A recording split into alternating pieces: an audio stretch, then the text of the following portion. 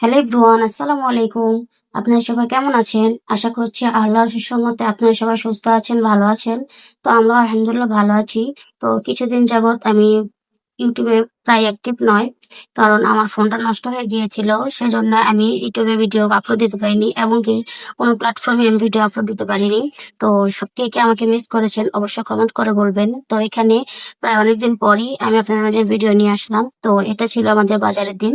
তো আপনারা যারা আমার রেগুলার ভিডিও দেখেন তারা তো জানেনই আমি যে মাসিক বাজারগুলো একবারই করে রাখি। তো সেদিনই সে বাজারের দিন ছিল। তো সে বাজারের দিনে আমি কি বাজার করেছিলাম আর কি দিয়ে রান্না করেছিলাম, তো সেটা নিয়ে থাকছে আজকে সম্পূর্ণ ব্লগ। তো আশা করছি আপনাদের কাছে ভালো লাগবে। ব্লগটা যেহেতু একটু বড়, আশা করছি আপনারা ধৈর্য সহকারে সম্পূর্ণ ব্লগ ভিডিওটি দেখবেন। আর এই তো তারপরে বাজারের মধ্যে আমি এখানে মাছ মাংস এগুলোই বাজার করে নিয়েছিলাম। আর মুদি বাজারটা সেগুলো ভিডিও করা হয়নি। তো সেদিন আমি অনেক প্রচুর পরিমাণে বৃষ্টি হচ্ছিল বাহিরে। তারপরে বৃষ্টি মাথায় দিয়ে চলে গিয়েছিলাম। কারণ ঈদের পরে আমাদের এখনো মাছের বাজারটা করা হয়নি। সেজন্য এইবার বাজারটা করে নিয়েছিলাম। তো আমি ঘরে মাছ গোস্ত কিছুই ছিল না। সেজন্য আমি একবারে সবগুলো করে নিয়েছি। তো ওখানে আমি কি মাছ এনেছি অবশ্যই আপনারা দেখে বুঝতে পেরেছেন। আর যা আমি অবশ্য সবগুলো মাছের নামও জানি না, যেহেতু আমার গুঁড়া মাছ খেতে অনেকদিন ধরে ইচ্ছে করছিল। তো ওই গুঁড়া মাছগুলো নিয়ে এসেছিলাম। তো আমাদের এখানে ওই ছোট মাছও বলে আবার গুঁড়া মাছও বলে। তো আমরা গুঁড়া মাছ বলে অভ্যস্ত, সেজন্য গুঁড়া মাছ বললাম। তো এখানে আমি মুরগি নিয়ে এসেছিলাম, 2টা ব্রয়লার মুরগি আর একটা দেশি মুরগি। তো আমি এখানে মুরগি, ডিম, তারপরে মাছগুলো সবকিছু নিয়ে এসেছিলাম। নিয়ে আসতে এগুলো কাটতে কাটতে আমার 5-6 ঘন্টা চলে গিয়েছিল, যেহেতু একা হাতে এতগুলো মাছ কেটেছি। তারপর আবার এগুলো ধুয়ে আবার মুরগিগুলো সব ক্লিন করে ধুয়ে তারপর আমি ফ্রিজে রেখেছিলাম। তো এখানে আমার অনেক কষ্ট হয়ে গিয়েছিল একা হাতে সবগুলো করতে। আর যেহেতু একদিনে আমার সব বাজারগুলো করা হয় সেজন্য একটু কষ্ট হয়ে যায়, আর সারা মাসে তেমন একটা কষ্ট হয় না। তো এখানে আমি গুঁড়া মাছগুলোকে কয়েকটা ভাগে ভাগ করে নিয়েছিলাম। তো ওখানে ব্রয়লার গুঁড়া ছিল আর এখানে কি জানি মাছ ছিল। তো ওগুলো আমি এক সাইডে রেখেছি। আর চিংড়ি মাছগুলো ভেজে নিয়েছিলাম। বেছে তারপর আর কয়েকটা শিঙি মাছও ছিল একদম ছোট ছোট, আর পুঁটি মাছ ছিল। তো আমি সে দুটাকেও আলাদা করে রেখে দিয়েছিলাম।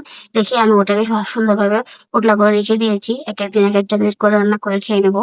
তো এখানে আমার মাছ গোস্ত অনেক দেরি হয়ে গিয়েছিল রান্না করতে করতে, ওগুলো গোছাতে গোছাতে। তো আমি সেখানে শর্টকাটে আমি আমাদের আগের কলেজা ছিল, গরুর কলেজা আনা ছিল। তো আমি সেটাকেই বসিয়ে দিয়েছি।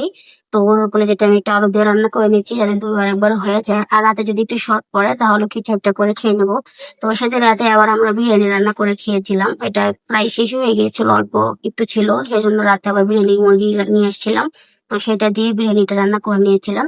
তো এখানে তো আমি গরুর কলেজাটা ভুনা করার জন্য সাথে যে মশলা দিয়ে তারপরে একদম কলেজাগুলো দিয়ে একদম সুন্দরভাবে কষিয়ে নিয়েছি। নিয়ে এখানে অল্প পরিমাণে ঝোলের প্যান দিয়ে দিয়েছি, একটু ঝোল ঝোল রান্না করব। এত ঝোলও না, গায়ে মাখা মাখা ঝোল রেখে নামিয়ে নেব। তো এখানে এই তো দেখে আপনারা হয়তো বুঝতে পারছেন। তো আমি এইভাবে তরকারি রান্না করে দেবো। আলহামদুলিল্লাহ আমরা সারাদিন খেতে খেতে একদম মাঝের পরে খেয়ে নিয়েছিলাম। তো তারপর বিকেলে আবার সন্ধ্যা একটু নাস্তা বানিয়ে নিয়েছিলাম। তো সন্ধ্যা আজকে আমি একটু ডাল পুরি বানাবো। তো অনেকদিন ধরে আমি টিকটকে দেখতেছিলাম যে এরকম ভাবে ডাল পুরি বানায় আর একটা টক টক বানিয়ে নেয় তেঁতুল দিয়ে। তো সেটা দেখে আমার খেতে ইচ্ছে করছিল।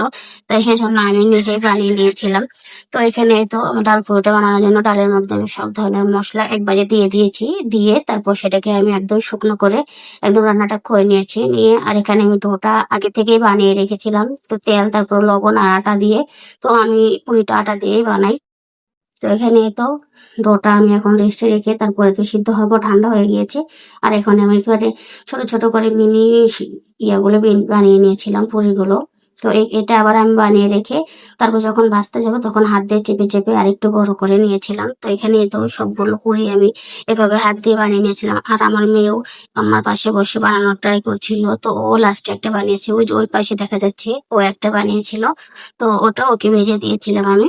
তারপরে তো আমার পুরিগুলো সবগুলো বানানো হয়ে গিয়েছিল। তো তারপর আমি একবারে সুন্দর করে ভেজে নিয়েছিলাম। আর মাশাল্লাহ দেখুন কি সুন্দর একদম ফুলকা ফুলকা হয়েছিল। তো একদম পারফেক্ট পুরি হয়েছিল, যেরকম মচমচা হয়েছিল সেরকম খেতে খুব সুস্বাদু হয়েছিল। আর সাথে টকটা দিয়ে খেয়েছিলাম, সেই টকটা অসাধারণ মজা হয়েছিল। জীবনের ফার্স্ট টাইম আমি এভাবে টক বানিয়েছিলাম। তো এখানে তো কে আমার ভিডিওগুলো ভালো লাগে অবশ্যই কমেন্ট করে বলবেন। আর আমার ভিডিও কি ধরনের ভিডিও চাই সেটাও কমেন্টে বলতে পারবেন। আজকে ভিডিওটি এই পর্যন্ত। সবাই সুস্থ থাকবেন, ভালো থাকবেন, আমাদের জন্য দোয়া করবেন। আল্লাহ হাফেজ।